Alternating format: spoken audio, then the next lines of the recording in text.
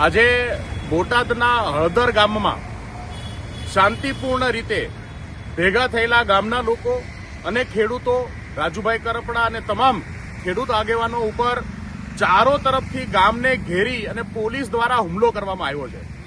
પોલીસના લોકોએ જ તે પોતાની ગાડીઓ સળગાવી, પોતાની ગાડીઓ ઉલટી નાખી, પોલીસના લોકોએ તે પથ્થરબાજો કરી અને કોઈ પણ ભોગે ત્યાં ભેગા થયેલા લોકોને વિખેરવા માટે બહુ બર્બરતાપૂર્વક લોકો ઉપર હુમલો કર્યો છે। ટીયર ગેસ છોડ્યા છે, ફાયરિંગ પણ થયું હોય એવો પણ અંદેશો છે। ખેડૂતો ઉપર આટલી બર્બરતાપૂર્વક જે કૃત્ય કરવામાં આવ્યું છે એને સખત શબ્દોમાં વખોડીએ છીએ।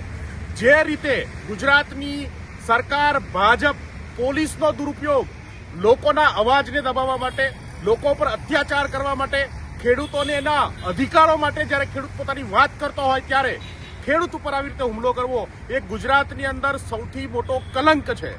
આજનો દિવસ કાળો કલંક છે। સત્તાની જે બર્બરતા છે એની હદ આપણે આજે હળદર ગામની અંદર જોઈ છે। તમામ શાંતિપૂર્ણ રીતે બેઠેલા અને પોતાની વાત રજૂ કરતા ખેડૂતો ઉપર આવી રીતનો હુમલો વખોડવાને લાયક છે।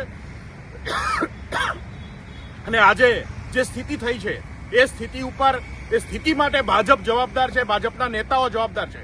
પોલીસે ભાજપના ઈશારાથી આ કૃત્ય કર્યું છે એ ખૂબ જ નિંદનીય છે। અને હું આ તમામ ગુજરાતના ખેડૂતો, તમામ લોકોને શાંતિ જાળવવા માટે અપીલ કરીશ અને શાંતિપૂર્ણ રીતે આ જે આપણી લડાઈ છે આપણે ચાલુ રાખવાના છે।